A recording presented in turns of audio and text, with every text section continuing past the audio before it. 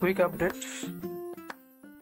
এই টিভিটার power section থেকে শুরু করে এই যে আমরা আগে ভিডিও করছি ওর থেকে শুরু করে আপনার মেইন আইসি সাথে আপনার যে টিকন যে সার্কিটটা আছে এটার এখানে একটা আইসি আছে। এটা আমার ক্যামেরাতে দেখা যাচ্ছে একটা এত ভালো কোয়ালিটির মোবাইল না, তো এখানে দেখা যাচ্ছে যে আপনার যে এখানে একটা রেগুলেটিং আইসি আছে।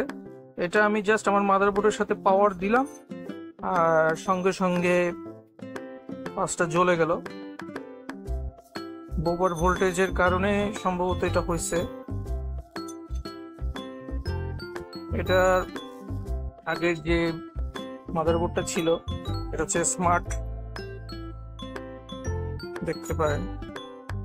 এটা আমি 524 মডিউল দিয়ে প্রথমে আমি অরিজিনাল ভাবে কাজ করার চেষ্টা করছি। এটার অসিলেটিং ভোল্টেজ গুলো আসতেছিল, কিন্তু বর্তমানে অসিলেটিং ভোল্টেজে আমি ট্রানজিস্টর লাগাচ্ছি, 1 সেকেন্ড 2 সেকেন্ড পাওয়ার আসতেছে, এরপরে যায় টাচ করে আমার ট্রানজিস্টর শর্ট হয়ে যাচ্ছে। এই যে এখানে দেখতেছেন একটা পার্টস মিসিং, এটা আমি এগুলো খুলে রাখছি যাতে কোনো এগুলো থেকে প্রবলেম না আসে। এগুলো পোড়া ছিল পার্টসগুলো, তো আমি এগুলো চেঞ্জ করছি, এরপরও কোনো সমাধান পাই নাই। তো যেহেতু অনেকক্ষণ সময় দিয়েছি এটার পিছনে, আমার এটার পিছনে সময় দিতে আমার মন চাচ্ছে না, আর আমি এটা সমস্যার সলিউশন আমার জানা নাই। তো 524 মোটামুটি ভালো একটা মডিউল, তো এটা লাগাইছি।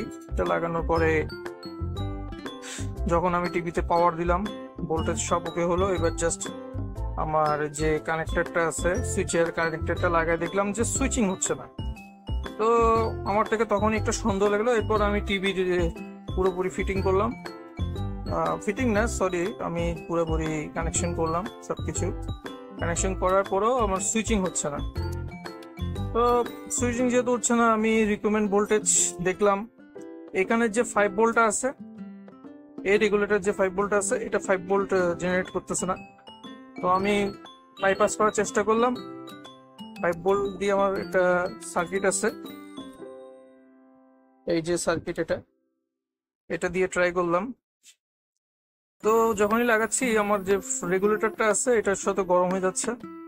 পরে আমি আইসিটা খুলে দেখলাম যে কোনো আইসি শর্ট হওয়ার কারণে কোনো হচ্ছে না। আমি দেখতেছি এটা একেবারে শর্ট হয়ে আছে, যেটা আপনার মেইন যে আইসিটা আছে এটা কিন্তু গরম হচ্ছে, আর সাথে এটাও গরম হচ্ছে। তো এটা ভিতরে হাই ভোল্টেজ হওয়ার কারণে এটা পুরো মাদারবোর্ডটা ডেড হয়ে গেছে, যেটা রিপেয়ারিং করা কোনোভাবে সম্ভব না। পাওয়ারটা হয়তো রিপেয়ারিং হয়েছে, কিন্তু পাওয়ারটা রিপেয়ারিং হলে কি হবে, যে মেইন যে সার্কিটটা আছে এটা তো নষ্ট হয়ে গেছে। তো মেইন কন্ট্রোলিং আইসি যেটা বলে, টিপিও বলতে পারেন, প্রসেসর বলতে পারেন, যেটা খুশি সেটা বলতে পারেন, এটাই তো নষ্ট হয়ে গেছে। তো এটা রিপেয়ারিং করা সম্ভব না, আর যদি রিপেয়ারিং করতে হয় তাহলে পুরো আইসিটা খুলতে হবে মাদারবোর্ড থেকে, যেটা অনেক লম্বা প্রসেস। আর যেহেতু আপনি বড় আইসি লাগাইছেন তো আপনার পুরোটা ছিল, আমি ভাবছিলাম এটা রিপেয়ারিং করব, কিন্তু যখনই এটার কন্ডিশন দেখলাম, এই যে এখানে যে পার্টস গুলো আছে এগুলো জ্বলা ছিল, সবই জ্বলা ছিল। চেঞ্জ করলাম, কোনো ফায়দা নাই। আবার নিচের ট্র্যাক গুলো পুড়ে গেছে, ওইটা আমি প্রথমে খেয়াল করি নাই, পরে যখন খেয়াল করলাম দেখলাম যে, তারপরও আমি চেষ্টা করছি জাম্পার টাম্পার করে, পরে আমি কোনো সমাধান পাই নাই। সকাল দেখলাম, এরপরে না পারতে এটাই মডিউলটা লাগাইলাম, এরপরে দিকে ভোল্টেজ দিলাম, দেখে যে কোনো কিছু হচ্ছে না। পরে আরো কিছু পরীক্ষা নিরীক্ষা করে এটাকে ফায়দা আসলাম এই মাদারবোর্ডটা হবে না। এখন আমি এই মাদারবোর্ডটা লাগাইলাম, যেটা কমন মাদারবোর্ড চায়না টিভি গুলোতে ব্যবহার করা হয়, কিন্তু এই টিভিটা মাদারবোর্ডটি আমি যখনই লাগাইলাম মাদারবোর্ডে কোনো সমস্যা নাই। এই যে টিকন যেটা আছে কাস্টমারের টিকন, লাগানো মাত্রই পাওয়ার দেওয়া মাত্র ব্যাকলাইটে জ্বললো না, কিছু হলো না, সঙ্গে সঙ্গে এই আইসিটা জ্বলে উঠলো।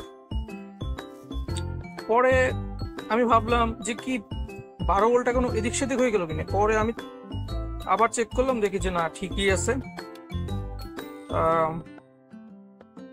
অনেক সময় হয়, এগুলো খুবই রেয়ারলি হয় না, এগুলো হয় যারা এলইডি টিভির কাজ বেশি বেশি করেন, যারা মার্কেটে আছে।